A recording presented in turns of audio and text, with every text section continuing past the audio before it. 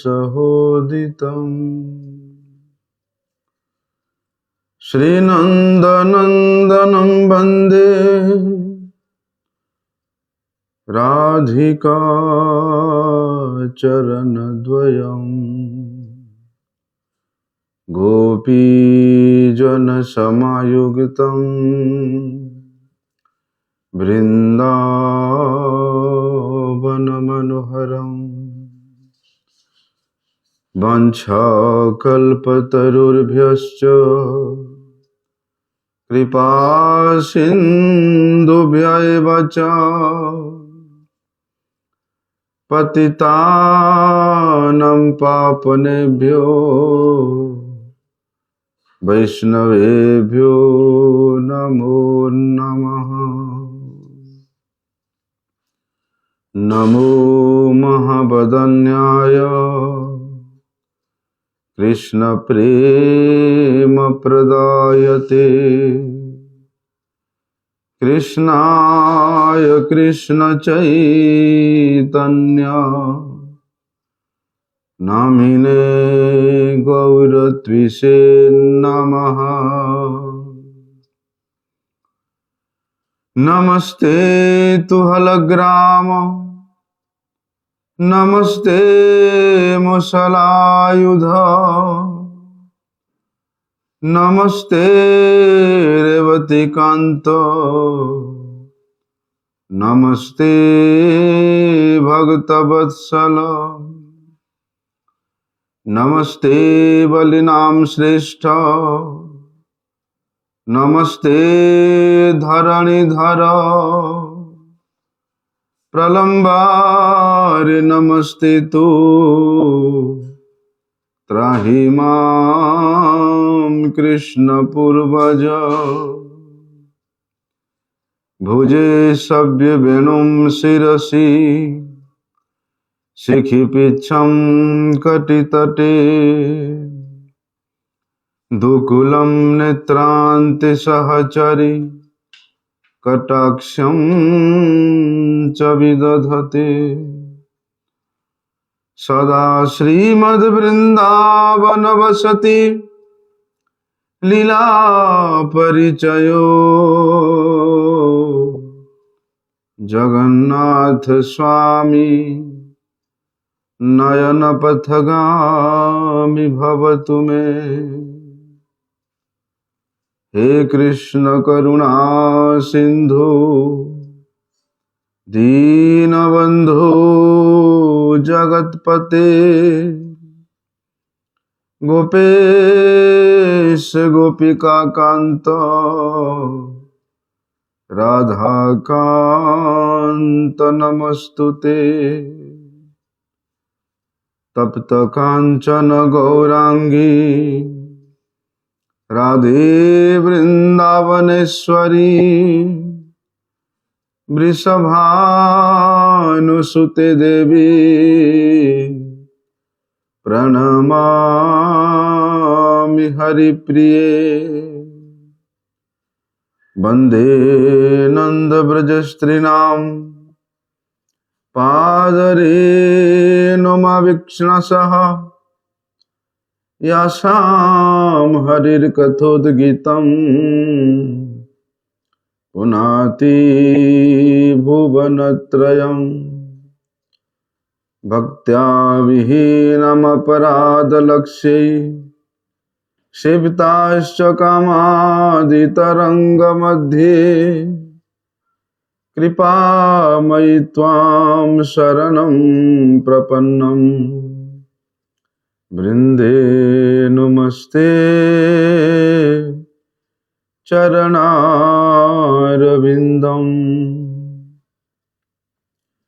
पतित पावन परम करुणामय परम आराध्यतम श्री गुरुपाद पद्म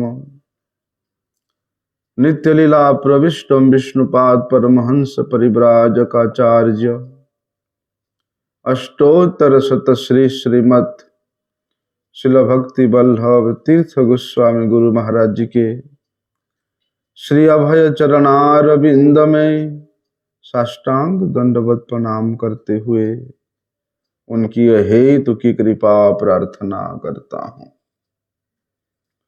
परम आराध्यतम शिक्षा गुरुपाद पद्म नित्य लीला प्रविष्ट विष्णुपाद परमहंस परिव्राजकाचार्य अष्टोत्तर शत श्री श्रीमद शिला भक्ति विज्ञान भारती गोस्वामी महाराज के पाद पद्म में साष्टांग दंडवत प्रणाम करते हुए उनकी हेतु की कृपा प्रार्थना करता हूँ।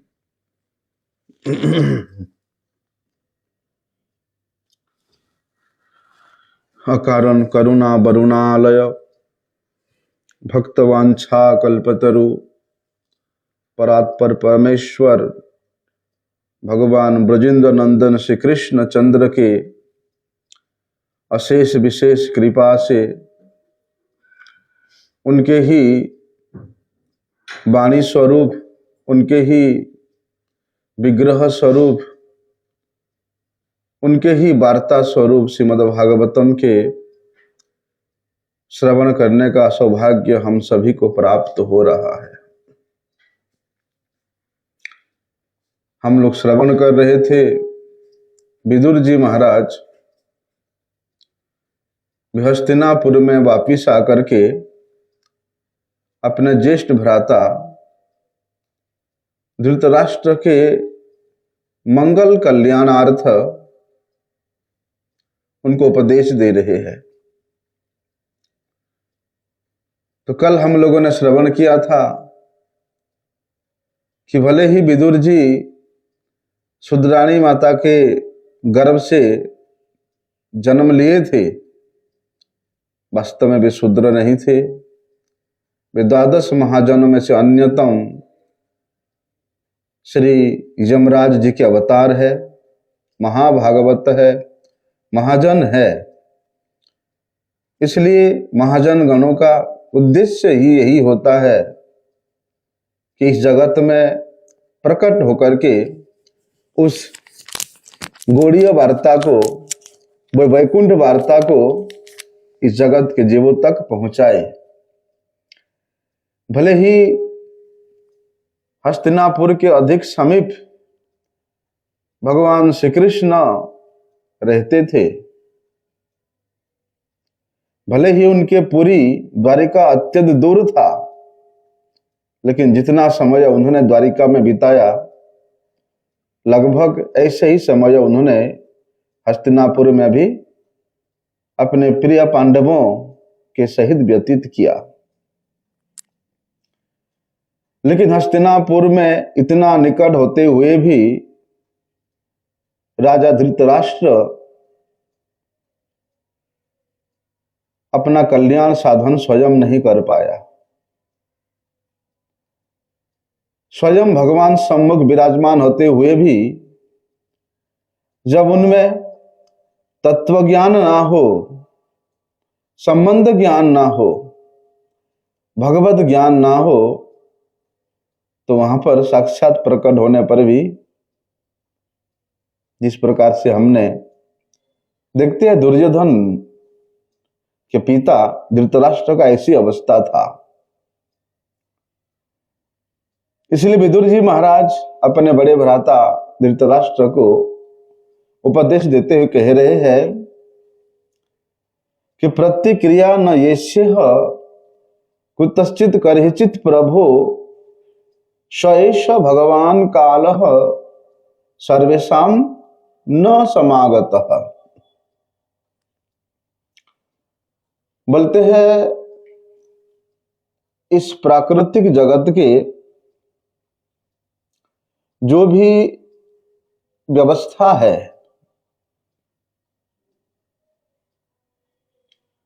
उसको कोई भी अपने शक्ति से या अपना सामर्थ्य से उसका दूरीकरण नहीं कर सकता।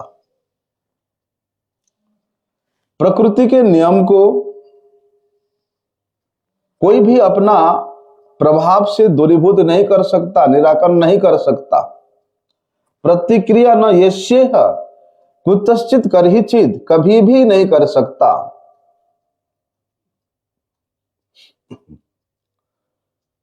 इसलिए विदुर जी महाराज कहते हैं, राजन, स्वयं भगवान ही इस अनंत विश्व ब्रह्मांड के रूप में, काल के रूप में हम सब के पास पहुंचे हैं, और वे काल की गति को कोई भी रोक नहीं सकता। इस विश्व ब्रह्मांड में ऐसा कोई शक्ति नहीं है, ऐसा कोई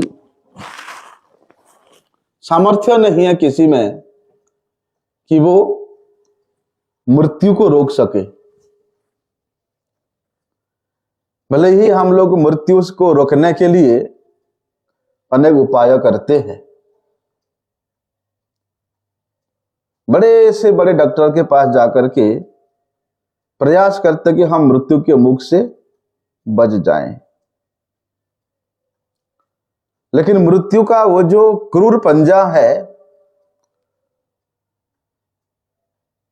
उसको ना कोई डॉक्टर रोक सकता है, ना कोई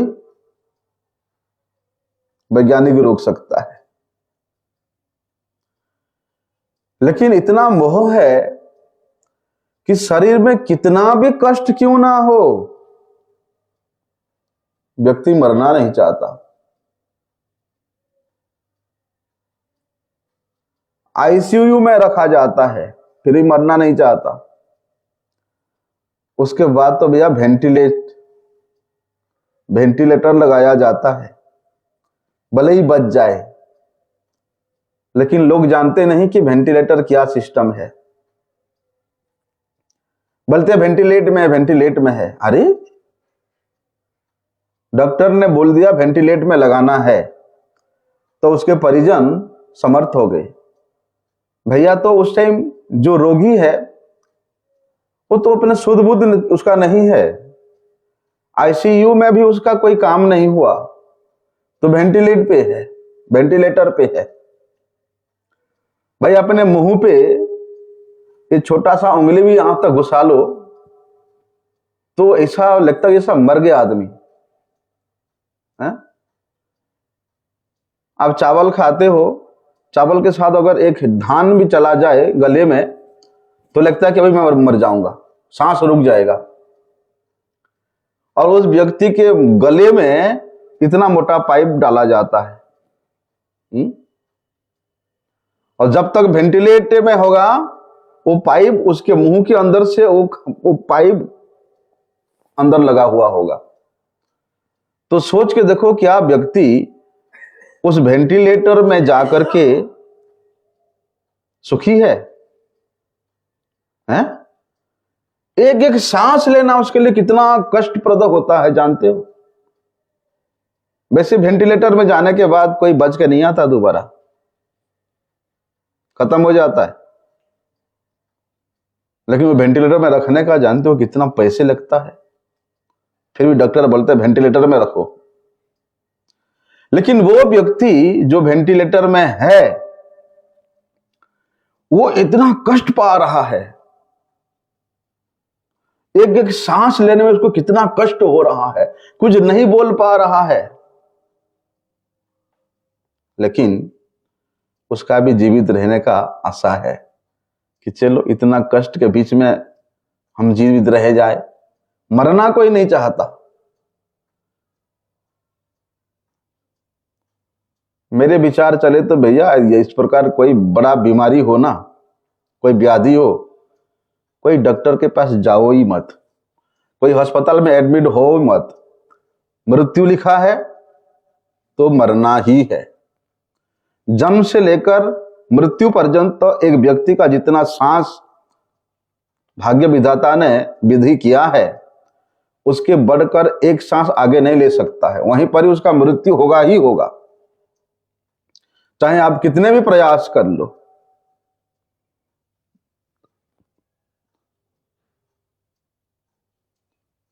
संसार में कोई ऐसा उपचार है कि व्यक्ति बूढ़ा ना होए?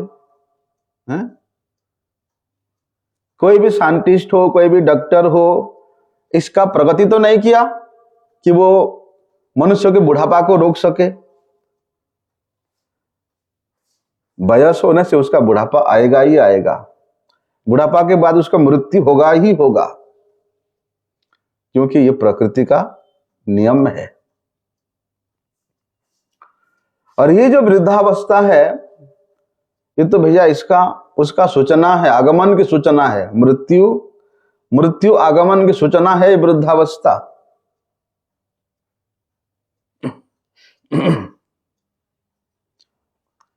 इसलिए उस काल का बुलावा जिसको आता है, मृत्यु का बुलावा जिसको आता है, उसको तो भैया स्वीकार करना ही पड़ेगा, कोई उसको इनकार नहीं कर सकता है।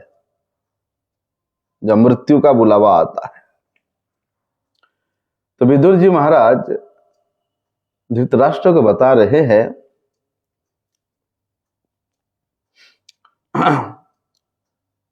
और धृतराष्ट्र को ये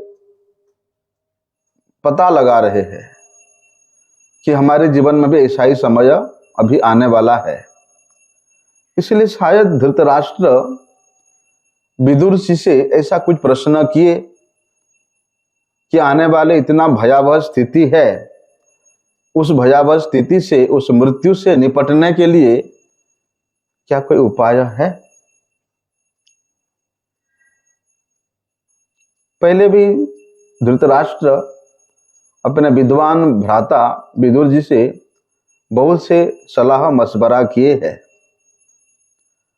और अब की बार इस बार विदुर जी ने स्थिति बता रहे कि भैया ऐसी स्थिति है।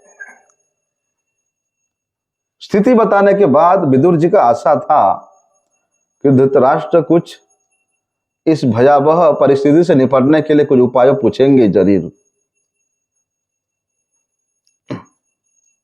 लेकिन धृतराष्ट्र का उस प्रकार का जिज्ञासात्मक कोई ज्ञान है ही नहीं कि वो अपने कल्याण के लिए जिज्ञासा करे, पूछे।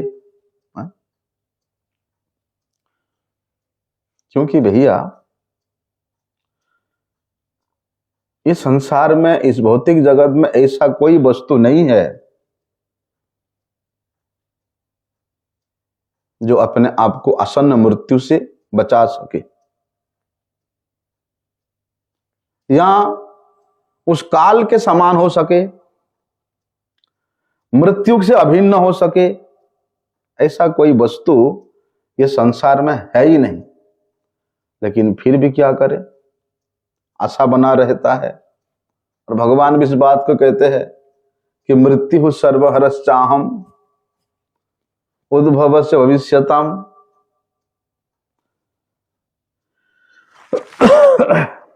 मृत्यु जो है, इसमें हरण करने की ऐसी विलक्षण सामर्थ्य है। और यहां तक हरण करती है कि मृत्यु होने के बाद यहां का स्मृति भी नहीं रहती महाराज। उसके सर्वस्व हरण तो कर लेती ही है वो मृत्यु, यहां की स्मृति तक हरण कर लेती है। सब कुछ अपहृत हो जाता है उस व्यक्ति का मृत्यु के द्वारा। क्या मृत्यु हरण करती है? मृत्यु में क्या वो सामर्थ्य है? बोलते सामर्थ्य मृत्यु की नहीं है, ये सामर्थ्य तो भगवान का है। भगवान के इच्छा से वो मृत्यु रूपी देवता अपना कार्य कर रहा है।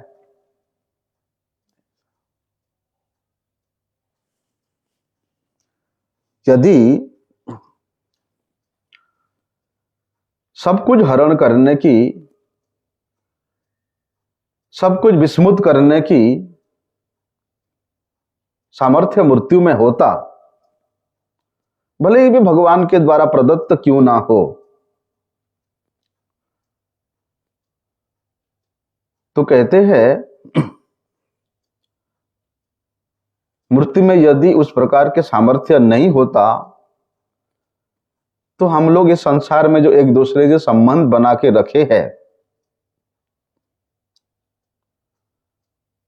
तो वो संबंध का कभी भी अंत नहीं होता। वो संबंध भी हमेशा के लिए बने रहता, मरने के बाद भी वो संबंध की चिंता हमारा रहता।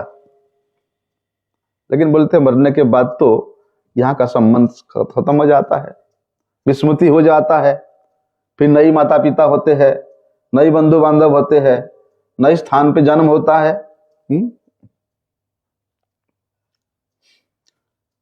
इसलिए मृत्यु का ये जो सामर्थ्य है, वो व्यक्ति के सर्वस्व हरण करने का जो सामर्थ्य है, उस व्यक्ति के स्मृति तक को हरण करने का जो सामर्थ्य है, ये भगवान के द्वारा प्रदत्त है।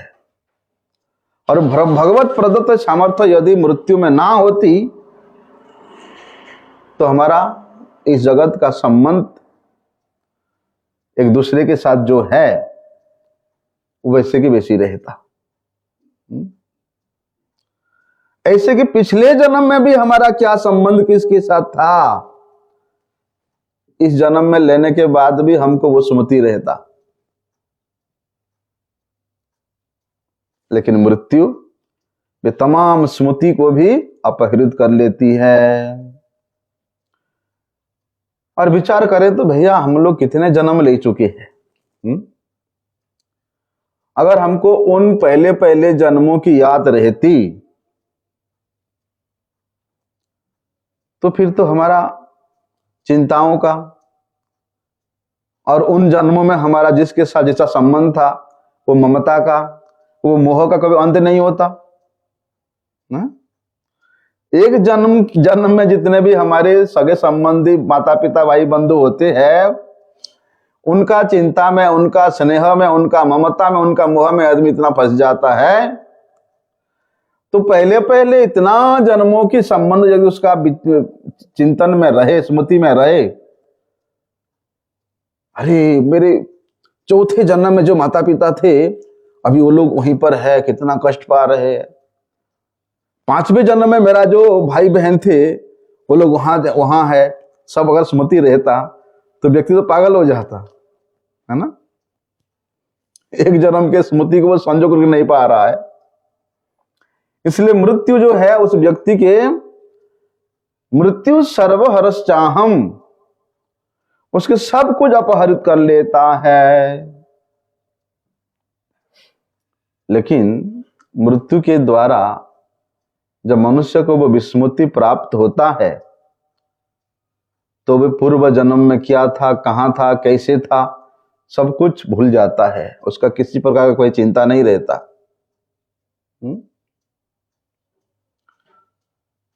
यदि चिंता रहता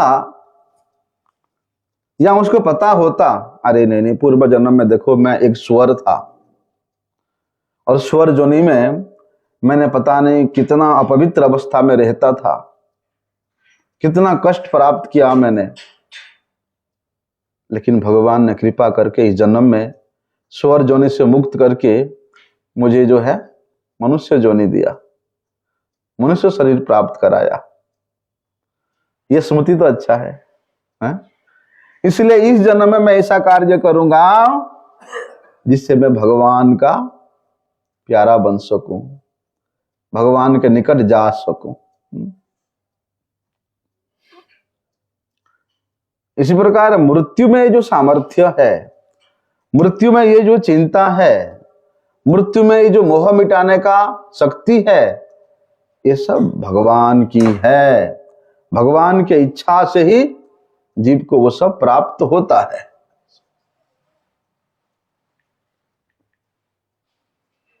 तो इसी बात को यहां पर विदुर जी महाराज बता रहे हैं कि भैया ये मृत्यु जब आती है तो वो मृत्यु ना किसी साधन से, ना किसी सामर्थ्य से, ना किसी के द्वारा वो रोका जा सकता, नहीं रोका जा सकता। हिरण्यकशिपु अमर होना चाहता था, क्या किया उसने? उग्र तपस्या किया। हिरण्यकशिपु जैसा तपस्या ना पहले कभी किया था और ना कभी भविष्य में कोई करेगा। ऐसा तपस्या, एक पैर पे, एक उंगली पे खड़ा होकर के 10,000 वर्ष तक तपस्या किया था। उसका संपूर्ण शरीर को दिमक लग गए, सिर्फ एक हड्डी बचा था, उस हड्डी के सहारे उसने हड्डी के ढांचे पे खड़ा था, दिखाई नहीं देता कहां पर है वो। किस लिए कर किया था? बोलते अमर होने के लिए। और उसके वो तपस्या से भैया ये सारा संसार थरथराता था महाराज। ब्रह्मा जी उसके उस अगर तपस्या से उसको विरत करने के लिए उसके पास प्रकट होते हैं। हिरण्यकशिपु ने ब्रह्मा जी से वर मांगता है, कैसा वर? अमर होने का वर। ब्रह्मा जी कहते अरे भैया मैं इतने ऊंचे लोक में ब्रह्मलोक में रहते हुए भी मैं भी मृत्यु के अधीन हूं, और मैं तुझे अमरत्व कैसे प्रदान कर सकता हूं? लेकिन फिर भी कितना बुद्धि लगाया हिरण्यकशिपु ने। ठीक है, फिर तो मुझे ऐसा वर दीजिए, ना मैं दिन में मरूं ना नाद में मरूं, ना अस्त्र से मरूं ना शस्त्र से मरूं, ना अंदर मरूं ना बाहर मरूं, ना किसी मनुष्य से मरूं ना किसी पशु से मरूं। पूरा दिमाग लगाया बचने के लिए, अमर होने के लिए। लेकिन क्या अमर हुआ वो? उस मृत्यु से बच पाया? उसको भी मृत्यु के कबल में आना ही पड़ा। इसलिए ब्रह्मा जी कहते हैं अरे भैया हम तो सर्वोच्च लोक में है, लेकिन फिर भी हमको भी एक दिन मृत्यु के मुख में पड़ना पड़ता है, हमको भी एक दिन मृत्यु के अधीन होना पड़ता है, हमको भी एक दिन काल के प्रभाव में आना पड़ता है। इसलिए भैया जन्म, मृत्यु, रोग, बुढ़ापा, इसकी अस्तित्व अपराजय है, इसको कोई जय नहीं कर सकता। वो आएगा ही आएगा। स्वयं भगवान श्री कृष्ण भी ऐसी ही लीला किया। मूर्ख व्यक्तियों के दृष्टि में देखने से लगता है कि वो व्याध के द्वारा शरविद्ध होकर के श्री कृष्ण भगवान अपने शरीर को छोड़ दिया। मूर्ख लोगों का ऐसा विचार है। अरे वो तो परमेश्वर है, वे तो नित्य तत्व है, वो एक व्याध के सर में विद्ध होकर के प्राण त्याग देगा है? तो ऐसे बहिर्मुख लोगों को विमोहित करने के लिए भगवान ने ऐसा लीला किया कि ये जो मृत्यु है ये सर्वोच्च सत्य है, इससे से कोई पराजित नहीं हो सकता। तो विदुर जी महाराज कहते हैं कि भैया ये न चैवा भी पन्नो अयम प्राणे ही प्रियतमैरपि जनः सद्यो विजुज्येत किमुत्तान्यैर् धनार्दिभिः।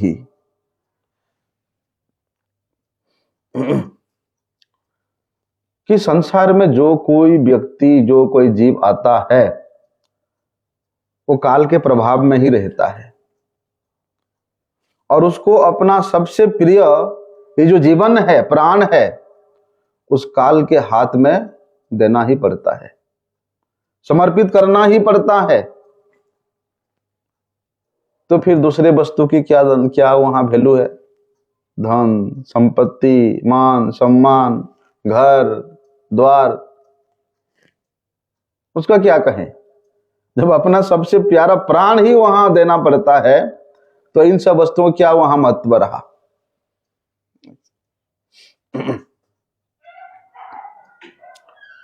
एक बड़े वैज्ञानिक था, साइंटिस्ट।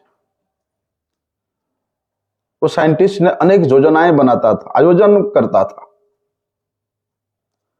कि मैं ऐसे कुछ इन्वेंट करूंगा जिससे मनुष्य का मृत्यु ना हो, मैं ऐसा कुछ आविष्कार करूंगा जिससे मनुष्य बुढ़ापा ना हो, हैं? और उसी में लगा रहता था वो। एक बार उसने एक किसी मीटिंग में जा रहा था, बड़े महत्वपूर्ण बैठक था। जाते जाते उसको जिस फ्लाइट में जा रहा था वो फ्लाइट ही क्रैश हो गया। अब बताओ, जो व्यक्ति इतना साल से प्रयास कर रहा है, इन्वेंट कर, आविष्कार कर रहा है कुछ वैज्ञानिक तरीका जिससे कि मनुष्य को बुढ़ापा ना हो, लेकिन बुढ़ापा आने से पहले ही उसका काल के गाल में समा गया वो। उस व्यक्ति को अपना जीवन, अपना पत्नी, बच्चे, घर, भूमि, संपत्ति, सब कुछ उस काल के हाथ में समर्पित करना पड़ा कि नहीं पड़ा? है? अभी देखो जो कोरोना हुआ था, लोग जीने के लिए, मृत्यु बिल्कुल सामने है, मूर्तिमंत होकर के काल सामने खड़ा हुआ है, लेकिन व्यक्ति जीने के लिए पागल हो रहा है। ऑफर दे रहे कि भैया तुमको जितना पैसा लेना है ले लो, बस मुझे सांस दे दो, मुझे ऑक्सीजन दे दो। लेकिन मरने वाले इतना कि इतना ऑक्सीजन, इतना वायु, शुद्ध वायु उसके नसीब में ही नहीं हो रहा है।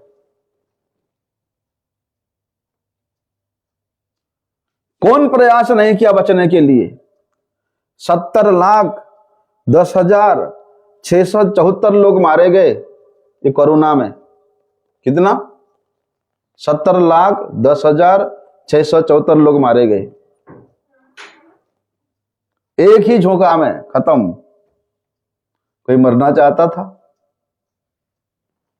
मैं तो एक वीडियो देखा इटली का, महाराज लोग अपने छतों पे चढ़ करके जितना पैसे है सब पैसे ऐसे गलियों पे ऐसे उड़ा रहे, फेंक रहे, पूरा गली पैसे पैसे से भर गया।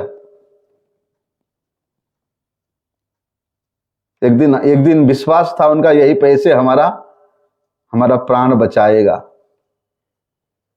लेकिन कितना भी पैसे है, क्या प्राण बचा उनका? एक मायने रखता है। एक वायरस आया जिससे पृथ्वी का 70 लाख 80 लाख लोग मारे गए। समझ के देखो। इसलिए इस ब्रह्मांड में ऐसा कोई भी शक्तिशाली जीव नहीं है कि वो उस काल के प्रभाव से अपने आप को बचा सके। कवियों के बहुत कविताएं हैं, वे उस काल के प्रभाव के विषय में विलाप करते हुए, क्रंदन करते हुए बहुत से कविताएं लिखी है। इसलिए भैया काल के प्रभाव से इस ब्रह्मांड के जो विनाश है, विनाश की जो घटनाएं है, उसको कोई साधन के द्वारा, कोई विद्या के द्वारा, कोई वैज्ञानिक उपकरण के द्वारा नहीं रोका जा सकता। भले ही लोगों के मन में थोड़ा सा वो है, संतुष्टि है कि चलो क्या बोलते उसको, वैक्सीन निकल गया। वैक्सीन लेने के उपरांत भी जिसका मरना था वो मरा। आज मैंने सुना भैया जो कैंसर रोग है, उस कैंसर का भी वैक्सीन जो है रसिया ने आविष्कार किया है। आज तक पृथ्वी में कैंसर का वैक्सीन नहीं निकला था, लेकिन आज मैंने ऐसा देखा न्यूज, जिसमें हमारे न्यूज़पेपर में तो आया था शायद, कि रसिया ने जो है वो कैंसर का वैक्सीन निकाला है, कैंसर का दवाई निकाला है। लेकिन जिसका मरना है उसको कितना भी वैक्सीन लगाओ, कितना भी व्यवस्था कर लो, मरेगा ही मरेगा। ऐसे कि भैया हमारे रोज की जीवन है, रोज की जीवन यात्रा में कितनी ऐसी घटनाएं होती है जो हम नहीं चाहते कि ऐसे जीवन में घटे, लेकिन फिर भी वो घटना घटती ही घटती है। हमारे बस चलता, वहां पर हमारा बस नहीं चल सकता, इसलिए हमको उसको सहन करना पड़ेगा ही पड़ेगा। उसको निवारण करने का दूसरा कोई उपाय नहीं है, क्योंकि भैया ये काल का परिणाम है। तो वहां पर विदुर जी महाराज आगे कहते हैं कि पितृ भ्रातृ सुहृत पुत्रा हतास्ते विगतम वयम आत्मा च जरया ग्रस्तः परगेहम उपाससे। बोलते हैं कि भैया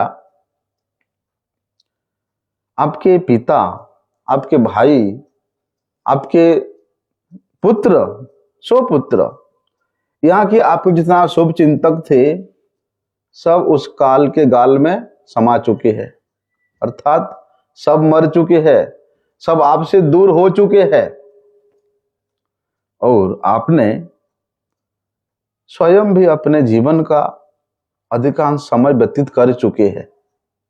बुढ़ापा आपको घेर लिया है, हैं? और दूसरा आप पराये घर में पड़े हुए हैं। देखो धृतराष्ट्र एक ऐसी अवस्था में उपनीत हुआ है कि वे काल के द्वारा वशीभूत होकर के कैसे गंभीर दशा में है, कैसी दुर्दशाग्रस्त अवस्था में है, उसको विदुर जी उसको स्मरण करा रहे हैं। धृतराष्ट्र समझ रहा है कि अरे मुझे क्या, राजमहल में रह रहा हूं, राजा के मापी मेरा सेवा हो रहा है, मेरे भतीजी लोग मेरा सब कुछ कर रहे हैं। लेकिन विदुर जी कहते हैं भैया, हे भ्राताश्री, ये तो मूर्खामी है। आपके जीवन में पहले जो कुछ घटित हो गया है, जो घटना घट चुका है, उससे आपको शिक्षा लेना चाहिए कि मेरे जीवन में भी वही घटित होने के लिए जा रहा है। बोलते आपके पिता विचित्र वीर्य, वो तो काफी पहले मर चुके थे, जब वे छोटे छोटे थे तभी उनका मृत्यु हो चुका है।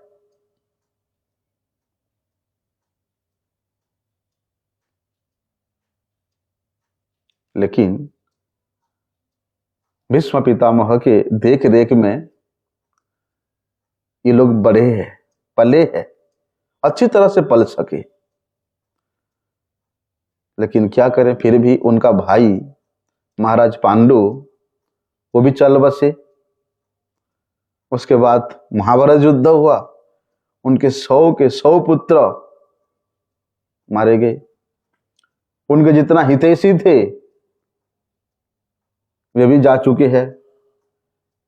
ऐसे कि जिनके ऊपर इनका विशेष आधार था, से भीष्म पितामह, वे द्रोणाचार्य, वे कर्ण,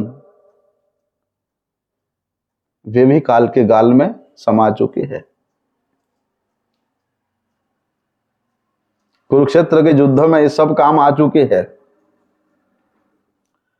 तो बोलते इसी प्रकार, हे महाराज, आपका जितना धन था, जितना जन था, सब कुछ तो नष्ट हो चुका है और अभी आप अपने भतीजे की कृपा पर जीवित है। और जिन भतीजों को आपने स्वयं कितने मुसीबत में डाला था, आपको याद है? विदुर जी बोल रहे, उन भतीजों को आपने मारने के लिए क्या नहीं किया था। उनके टुकड़े पे पल रहे हैं और वो सोच रहे हैं कि हम तो भैया अपना जीवन और कुछ साल जी लेंगे। धृतराष्ट्र को विदुर जी ये बताना चाहते हैं कि भैया अपने कर्म के द्वारा या भगवान की कृपा के द्वारा अपनी रक्षा करनी होती है, दूसरे किसी के सहारे पर नहीं, दूसरे किसी के आधार पर नहीं। इसलिए क्या करना चाहिए, मनुष्य को श्रद्धा पूर्वक अपने कर्म करना चाहिए। फल तो भगवान देने वाले हैं। फल देने का जब बारी आता है तब भगवान के ऊपर आश्रित होना चाहिए। अरे जो व्यक्ति उस भगवान के द्वारा रक्षित नहीं है, क्या उसका रक्षा कोई मित्र कर सकता है? कोई पुत्र कर सकता है? कोई पिता कर सकता है? कोई नहीं कर सकता। इसलिए प्रत्येक मनुष्य को अपना परम रक्षाकर्ता के रूप में उस भगवान के ही शरण में जाना चाहिए। वे जिसको रक्षा करेंगे उसको कोई मार सकता है, और वे जिसको मारना चाहेंगे उसको कोई रक्षा कर सकता है। इसलिए हमको ये जो मनुष्य जन्म मिला है सिर्फ इसीलिए मिला है कि हम सर्व रक्षा करता भगवान के शरण में जा सके। इसी की खोज करने के लिए, इसी की अनुसंधान करने के लिए हमको इस मनुष्य जन्म मिला है। इसलिए एक बड़े अच्छी बात वहां विदुर जी महाराज बता रहे हैं कि अंधः पुरैव बधिरो मंद प्रज्ञाश्च शाश्वतम विशीर्ण दंत मंदाग्नि सराग कफमुद्वहन। बोले विदुर जी कि भैया देखिए, आप तो जन्म से अंधे हैं और अभी आपको थोड़ा सुनाई भी कम देता है। अभी अभी थोड़ी दिन पहले आप बहरे भी हो चुके हैं और आपकी स्मृति भी तो कम हो गई है। उसके कारण आपकी बुद्धि भी विचलित हो गई है। देखिए भ्राताश्री, आपके दांत भी तो अब हिलने लगा है और हजम करने का शक्ति आपका यकृत भी खराब हो गया है और आपके मुंह से तो बार बार कफ भी निकल रहा है। तो धृतराष्ट्र के इस वृद्धावस्था के लक्षण को बता रहे हैं कि मृत्यु आपके अत्यंत निकट है। इसलिए भैया आप मूर्खों के मापी ऐसा लापरवाह मत करिए। धृतराष्ट्र के शरीर से ये जितना लक्षण देख के विदुर जी बता रहे हैं, ये मृत्यु से पहले का लक्षण है। मृत्यु का अंतिम घात होने से पहले बोलते ये सब शरीर के क्षय होने का लक्षण है। दांत झड़ जाना, आंखों में कम दिखना, चमड़ी ढीली पड़ जाना, है मन अस्थिर रहना, मतलब समझ लेना कि बहुत जल्दी आपको मृत्यु अपने गोद में लेने वाली है। क्योंकि ये शरीर एक दिन जन्म लेता है, फिर बढ़ता है, थोड़े दिन बना रहता है, फिर दूसरे शरीर को जन्म देता है, फिर उसका क्षय होता है, तब उसका नष्ट हो जाता है। लेकिन मूर्ख लोग क्या सोचते हैं, अरे हमको जो शरीर मिला है वो कभी नष्ट होने वाला नहीं है, हम आज भी जवान हैं, हमेशा जवान ही रहेंगे, है? और हमारे पास जो जमीन जायदाद मकान संतान जो है उसका संरक्षण हम करेंगे। हमारे होते हुए हमारे परिवार के तरफ कोई आंख उठा के देख ले, उसके आंख को नोच देंगे। मूर्ख व्यक्ति, जब काल की आंख पड़ेगा तुम्हारे परिवार के ऊपर, तब उसके आंख नोचना क्या, तुम्हारी आंख पहले नोच जाएगा। तो ऐसा मूर्खतापूर्ण विचारों को अपने मन में रख करके हम लोग इस संसार के उन अस्थायी कार्यों व्यस्त हो जाते हैं और ये बिल्कुल भूल जाते हैं कि भैया मेरे शरीर भी थोड़े दिन का मेहमान है ना। मैं भी यहां हमेशा रहने के लिए नहीं हूं, मुझे भी ये शरीर त्याग करके दूसरा शरीर धारण करना पड़ेगा। फिर मुझे एक नया परिवार में जाना, नया परिवार में फिर बढ़ना, वहां व्यवस्था करना, वहां पे प्यार में पड़ना है और फिर अंत में नष्ट हो जाना। ये तुम्हारा सृष्टि चक्र है। क्योंकि वे मनुष्य अपना जो वास्तविक स्वरूप है, अपने वास्तविक स्थिति है, उसको भूल जाते हैं और अपने कर्तव्य के मूल उद्देश्य क्या है उसको भूल जाने के कारण इस अस्थाई अनित्य नष्ट प्राय बंधु बांधवों में अपने समय को व्यतीत कर देते, उसमें लगाने में बड़े व्यस्त रहते और बोलते हैं संसार के उन कार्यों में अपने पत्नी को खुश करना, बच्चे को खुश करना है, परिवार वालों को खुश करना, गधे जैसे हमेशा खटते रहना, तो व्यक्ति सोचता है देखो मैं कितना सुखी हूं, मैं मेरे परिवार वालों के लिए सब कुछ व्यवस्था कर दिया हूं, बच्चा को अच्छा पढ़ाई कराने की व्यवस्था कर दिया हूं, लड़की का विवाह करने के लिए सब कुछ मैं पहले से जमा कर दिया हूं, अच्छा मकान बना दिया हूं, अब मेरा क्या चिंता है। लेकिन मूर्ख व्यक्ति इन कुटुंबियों को सुख देने के लिए तुम गधे के मापी जो व्यस्त रहा, हमेशा उनके लिए तुम अपना सक्रियता को दिखाया, जो सक्रियता तुमने वहां दिखाया, जो समय तुमने वहां दिया, वो समय जानते हो कितना मूल्यवान है।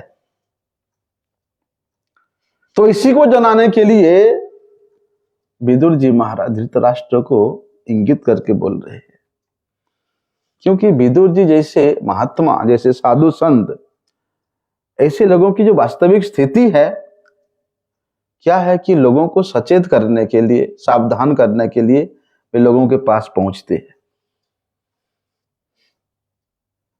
लेकिन क्या करें, यदि इस प्रकार के साधु संतों को हम लोग सम्मान ना दे करके, भंडो साधु कह करके उनका अपमान करें, तो दुर्भाग्य हमारा ही है। अरे ये सब ऐसे ही है, कैसे है, सब चिलम चोटे बोलते हैं ना। देखो जाकर हरिद्वार में जाकर के साधु वेश में एकदम लंबा लंबा चिलम ठोकते हैं सब, बोलते हैं सब ऐसे ही है। लेकिन भैया दिखावटी साधु संतों का स्वागत करेंगे ये लोग, ठीक है, लेकिन जो वास्तविक साधु है उसको तिरस्कार करेंगे। जो दिखावे के लिए बड़े प्रभावशाली साधु बना हुआ है, अरे बाप रे, उसके पास तो लाखों लाखों लोग जाएंगे, लेकिन जो वास्तव साधु है उसको लोग पूछेंगे तो नहीं, तिरस्कार करेंगे। यही तो माया है। लेकिन विदुर जी महाराज वे ऐसे दिखावटी वाले साधु नहीं थे। धृतराष्ट्र की भाग्य का उदय हुआ, इसलिए उनके समीप विदुर जी आए। वे जीवन के वास्तविक स्थिति को सही सही बता रहे थे। और अब क्या बता रहे थे कि ऐसी अवस्था में, ऐसी विपत्ति में अपने आप को किस प्रकार से बचाया जा सकता है, उसके उपाय बताने के लिए उन्होंने यहां धृतराष्ट्र को बता रहे हैं कि अहो महीयसी जंतुर जीविता स यथा भवन भीमापवर्जितम पिंडम आदत्ते गृहपालवत। बोलती भैया आपके इस दुर्दशा को देख के मुझे लगता है कि प्राणी जीवित रहने के लिए कितना कुछ करता है, जिंदा रहने के लिए उसका कितना प्रबल इच्छा होता है। आपको देख के मुझे याद आ रहा है जैसे घर का कुत्ता अपने मालिक के टुकड़े पर आसिर रहता है। इसलिए भैया मुझे तो लगता है एक कुत्ते के भांति आप यहां रह रहे हो और वो भीम के झुटन के खा रहे हो। देखो साधु पुरुष जो होता है ना, वो कभी भी अपनी स्वयं के सुख के इच्छा से किसी धनी व्यक्ति के पास नहीं जाता कि धनी व्यक्ति के पास जाऊं तो मुझे मेरे सुख साधन का कुछ व्यवस्था हो सकता है। नहीं, साधु संत ऐसे इच्छा लेकर कभी नहीं जाते किसी के पास। लेकिन साधु उस कटु सत्य को बोलने के लिए उस गृहस्थ के बीच में जाते हैं जिस कटु सत्य को वो गृहस्थ व्यक्ति सुन नहीं सकता। और साधु उस कटु सत्य को बोलेगा तो वहां लोग बोलेंगे ये हमारा शत्रु है। धृतराष्ट्र गृहस्थ जीवन के प्रति इतना आसक्त था कि बूढ़ा होने के बावजूद भी उसका जीते जाते उदाहरण है। वास्तव में धृतराष्ट्र को कुछ नहीं था, ना उसका राज्य था, ना उसका पुत्र था, कुछ नहीं था। अब तो धृतराष्ट्र बिल्कुल दरिद्र हो चुका था, फिर भी अपने भाई के पुत्रों के समीप अपने भतीजों के घर में रह करके, पांडवों के घर में रह करके वे बड़े सुखपूर्वक जीवन बिताना चाह रहा था। और पांडवों में से भी विशेष रूप से भीमापवर्जितम पिंडम, भीम का नाम बताया। उस भीम के द्वारा जो झूठा है, क्योंकि भीम का नाम इसलिए वहां वर्णन है, धृतराष्ट्र के जो सबसे प्रिय दो पुत्र थे ना, दुर्योधन और दुशासन। प्रिय किस लिए थे? धृतराष्ट्र जिस प्रकार से कूटनीतिक था, हिंसक था, अंधे था, लेकिन हिंसा का वृत्ति बहुत ज्यादा था। ऐसे ही इनका ये दोनों पुत्र भी ऐसे ही थे। इसीलिए धृतराष्ट्र अपने इन दोनों पुत्रों को बड़े प्यार करता था। और अपने सबसे दोनों प्यारे पुत्र किसके हाथे मारे गए थे? भीमसेन के हाथ में। दुर्योधन का, दुशासन का वध स्वयं भीम के हाथों में हुआ था। इसलिए भीम के प्रति, भीमसेन के प्रति धृतराष्ट्र का जो एक शत्रुता भाव हमेशा बना रहता था।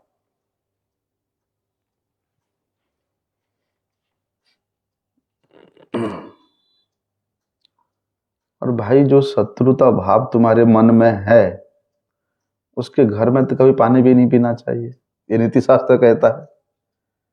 ऐसे कि जहां तुमको आदर नहीं है, उसके घर नहीं जाना चाहिए। जहां शत्रु का भाव है, वहां पानी तक नहीं पीना चाहिए। भले ही पांडवों के मन में किसी प्रकार के कोई द्वेष भाव नहीं है अपने ताऊ के प्रति, ताऊ और ताई के प्रति, लेकिन धृतराष्ट्र के मन में अभी भी है कि सुजोग मिले तो मैं भीमसेन को मसल दूं।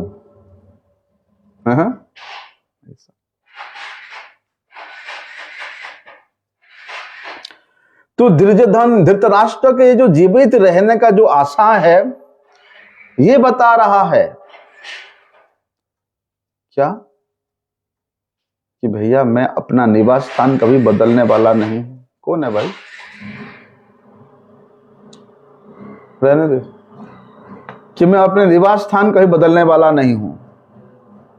मूर्ख व्यक्ति भी तो यही जानता है कि भैया हमको ये शरीर जो है ना, ये कुछ स्वल्प समय के लिए, सीमित समय की अवधि के लिए बंदी के रूप में ये संसार रूपी कारागार में बिताने के लिए मिला है। लेकिन ये मनुष्य शरीर अनेक जन्मांतरों के बाद मिलता है। किसके लिए मिलता है? भगवत साक्षात्कार करने के लिए, भगवान के धाम वापिस जाने के लिए ये शरीर मनुष्य सुअवसर में होता है। लेकिन धृतराष्ट्र जैसा व्यक्ति यदि लाभ के साथ वो सुखी रहना चाहता है, और उसमें भी वृद्धावस्था में अनेक योजनाएं बनाता रहता है, बोलते अभी रुको थोड़ी, मेरे पुत्र का विवाह हो जाए, फिर जो है हम भजन करेंगे। अभी पुत्र का विवाह हो गया, बोलते रुको अभी थोड़ी देर, एक पोता या पोती हो जाए, फिर हम भजन में लगेंगे। और पोता पोती भी हो गए, फिर सोचता है पोती का शादी हो जाता तो अच्छा होता। और पोती के शादी का अपेक्षा करते करते वो खुद राम नाम सत्य हो जाता है, वो खुद काल के गाल में समा जाता है। इसी प्रकार धृतराष्ट्र से अंधे होकर के वे जीवन के ये सभी प्रकार के विषमताओं में रहते हुए भी वे सुख पूर्वक जीवित रहने के लिए आशा लगा के बैठा हुआ है। उसी प्रकार हम लोग भी अपने पुता पति का शादीशुदा देखने की आशा में बैठे हुए हैं। लेकिन विदुर जैसे संत ऐसे अंधे व्यक्तियों को सावधान करने के लिए, उसको एक शाश्वत जीवन प्रदान करने के लिए या भगवत के धाम वापिस जाने के लिए उसको सहायता करने के लिए ही वहां आते हैं, और दूसरा कोई उनका सेल्फ नहीं है। जिस भगवान के धाम में यदि एक बार जाए तो फिर दोबारा इस दुखमय संसार में वापस आना नहीं पड़ता है। इसलिए साधु कितना उदार होते हैं, देखो महात्मा विदुर कितना उदार थे कि अपने भाई और भाभी दोनों का कल्याण करने के लिए वो आए। आगे का विषय हम लोग कल श्रवण करते हैं। वांछा कल्पतरुभ्यश्च कृपा सिंधुभ्यैव च पतितानां पावनेभ्यो वैष्णवेभ्यो नमो।